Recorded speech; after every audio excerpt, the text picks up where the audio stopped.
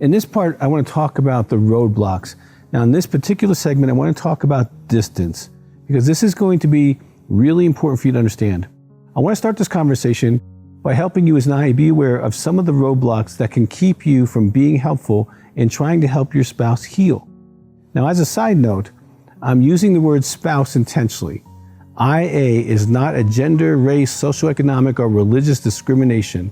Like other addictive behaviors, anyone can be an IA. So regardless if your spouse is a man or woman, you can greatly be helped in this conversation on you being helpful in their healing process. So let's start with a significant dynamic that can hinder your success. That dynamic is distance. At the very core of the IA operating system, maintaining distance is a high priority. Maintaining distance is why you have withheld spiritually, emotionally, or even connected sexually in the past. Maintaining distance is why you would be busy, why you would blame your spouse, why you withhold love, praise, disconnected sexuality, withholding spiritually, along with being critical, not sharing your feelings, being angry or silent or control with money, or many other strategies that you come up with that are particular to your spouse to maintain distance. Maintaining distance is why you would keep the friend of intimacy anorexia active in your heart. So realizing distance is the objective. You can in recovery assess, number one, your behavior. Is it creating distance or closeness? It's real simple. If you do something and it's like, wow, all of a sudden we have this distance or closeness, you can assess whether your behavior was contributing to that.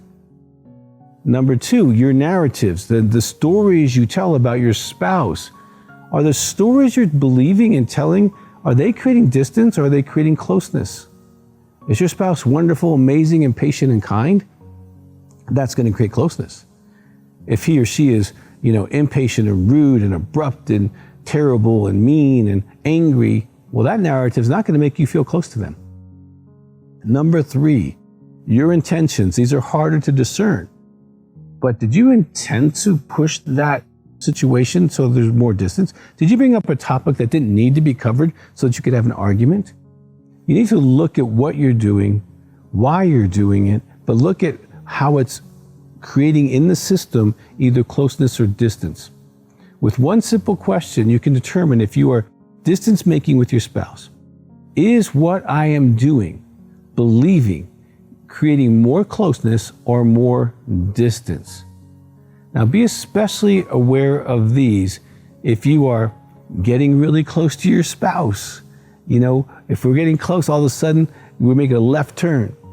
That might be you creating distance, okay? After sex, that might also be something, we'll get to that in a second, that could be an issue. Now another thing, secondly, after conflict, real or perceived, because sometimes you think your spouse is in conflict with you, but they're really not. If you are creating closeness or distance after conflict, be very aware of that particular time, because that's when they really need you to come in, not move away. As I mentioned, after having sex, I want to spend a little time here because it's not uncommon for someone, as an intimacy anorexic, they have a really close sexual encounter to pull away and be distant immediately thereafter or the next day. Now, these are the significant times of sabotaging your spouse and creating pain for them and creating distance for you. Now, remember, if you created the activating event and your spouse pulls back, you don't get to blame them for distance and look good. That would be you doing it. You would still be the perpetrator of creating distance. Now, another way for you to evaluate whether you are creating or maintaining distance is to evaluate how you are intentional about creating closeness. Let me put it this way. Let me use a car example. There is reverse, there is neutral, and there is drive.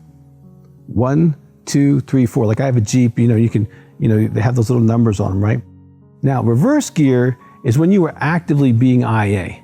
You are withholding, or you're creating distance by having your spouse back away intentionally. That's you in reverse. Neutral is you're not moving toward your spouse intentionally, you're coasting in this not fully engaged gear. You're functioning, but not actively relating, not pursuing your spouse. In this gear, there's no romance or sensuality towards your spouse. You're not moving away, but you're not moving toward your spouse. That's neutral. Now let's talk about drive 1, 2, 3, 4. When you are in drive, you're intentionally moving towards your spouse. When you are in drive, you are asking them questions about their day, about their heart, their feelings, without it being an exercise or a checklist or something your therapist told you to do. You're anticipating their needs and being ahead of them. Sensuality is present. Now, sensuality is touch without sexual objectives. You're rubbing their feet, their neck, you're stroking their hair, you're saying positive things. You're being proactive in your responsibilities. You're not putting things off that really tick them off. You're not lying, because lying definitely creates distance. And you're creating an environment where sexuality could happen. See, now you're in drive 1, 2, 3, or 4. Now, here is a real practical way to determine how in recovery you are on a daily basis or on a weekly basis. What percentage of the day or week are you in reverse? What percentage of the day or week are you in neutral? And what percentage of the week are you being intentionally moving forward or in drive? Early in recovery, you will find a huge percentage in neutral or reverse gear. As you recover, the drive gear becomes the larger percentage. Now, not evaluating this on an intentional basis is a passive way not to assess the pain you're intentionally creating in your marriage. I want to say that again. When you don't assess kind of what gear you're in, what you're doing, whether you're checking off your behaviors or you have behaviors that are moving towards, and you're not intentional about evaluating where you are intentionally creating pain in your marriage, and you're more likely to have trouble. Now, you can see your growth in your recovery as you do your recovery program. Evaluate your IA behaviors. Evaluate what gear you're in, that you are moving towards your spouse. The more you move towards that drive gear, the more you truly want to help your spouse heal. The more you stay in reverse or neutral, you are not aiming to help them heal.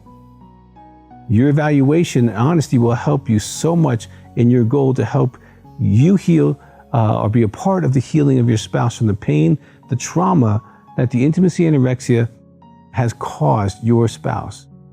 Now, I really hope you take this seriously. Just write down a percentage in each gear. You can use the workbook, the appendix to help you with this daily evaluation. My hope is you're drive, and you're driving towards your happy ending.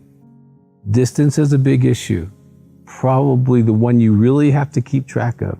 And if you do a good job, you can actually track your progress at connecting and helping your spouse heal from the damage intimacy anorexia has caused in their heart.